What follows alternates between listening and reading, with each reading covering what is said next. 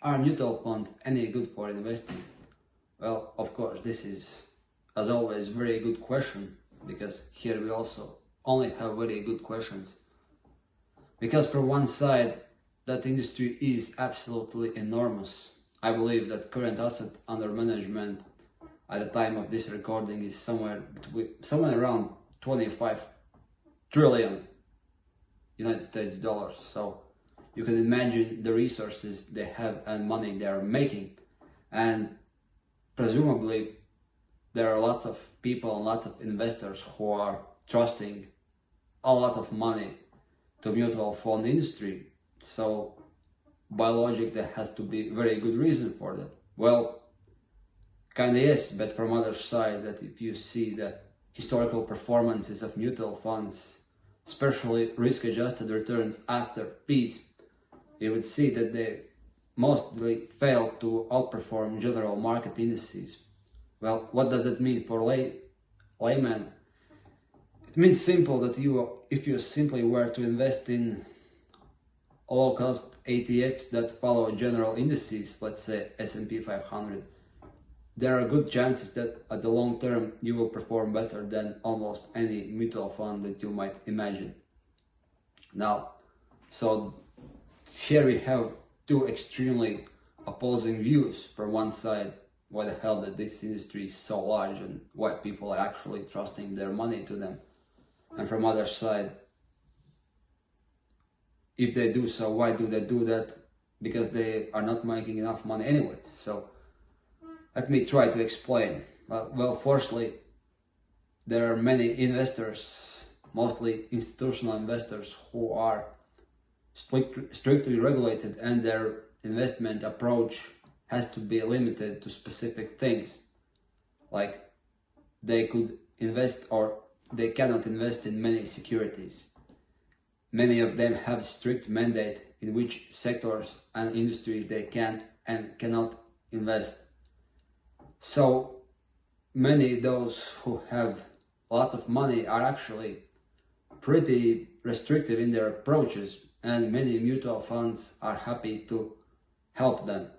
For instance, mutual funds have possibility to create as many investment strategies as one might like. For instance, if we look solely at stock market, we could see that large mutual fund companies or managers, they're able to produce as many investment strategies and allocations as you can think of. You could there invest in growth stocks, in dividend stocks, in value stocks, in sustainable industries, in the energy industries, which invests in oil companies. They could invest in startups, they could invest in consumer goods, they could invest in real estate, they could invest in finance, and they could split and merge those sectors. They could invest in like growth companies in financial sector, they could invest in dividend companies in financial sectors, and you could make almost infinite amount of strategies what you might like, and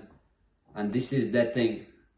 Then if you are an investor with strict restrictions and strict mandate where you could invest, then those hundreds or thousands of mutual funds suddenly make sense, because you could invest some part in index funds which solely track market indices, and then you could invest in sectors which follow conservative companies with good dividend paying history, and then you could also do opposing thing and invest sector which is more or less startup sector with explosive earnings but huge volatility. So in that way you are diversifying your portfolio, and from one side might even limit your downside when markets crash, and make case for ability to capitalize on certain explosive industry which could probably grow 100-fold in next years.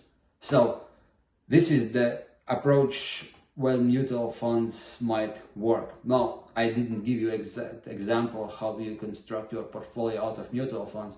I just laid out approach how they could make sense. But of course, you have to look at specific fund, its dividend pay, its performance, its fees, its managers, what they are doing it, and what are the companies they are investing it, and how it performed to broader indices.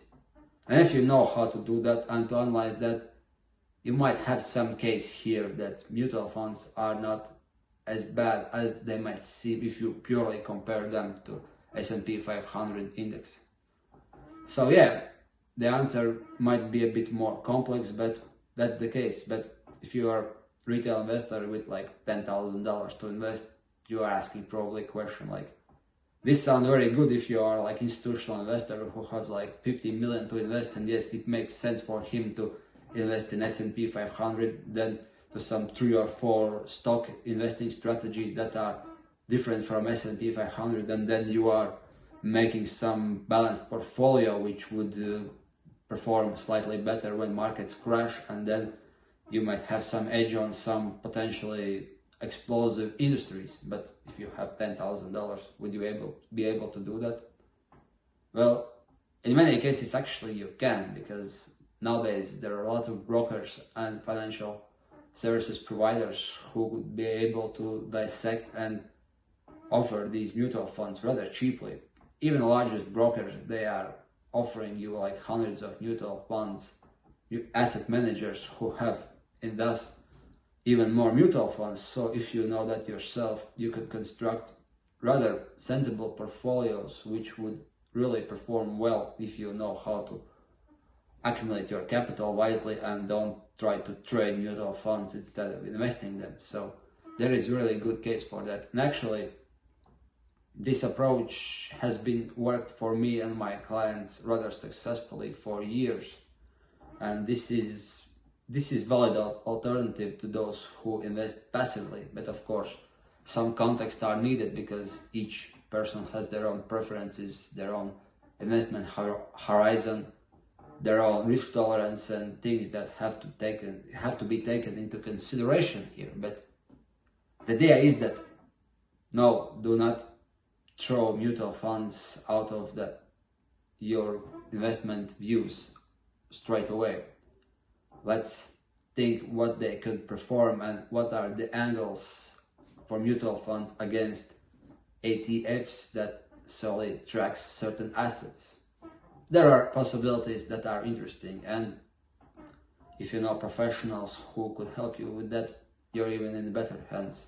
And luckily for you, of course, you are talking with one of the best persons in this area, without irony, because I have dozens of clients who have large capital, respectable capital into 6 and 7 figures, who have constructed their portfolios this way and making really decent returns. So if you want to have something similar for yourself, make sure you are following me and contact with me privately, and we will see whether we are a good fit and what we can actually do.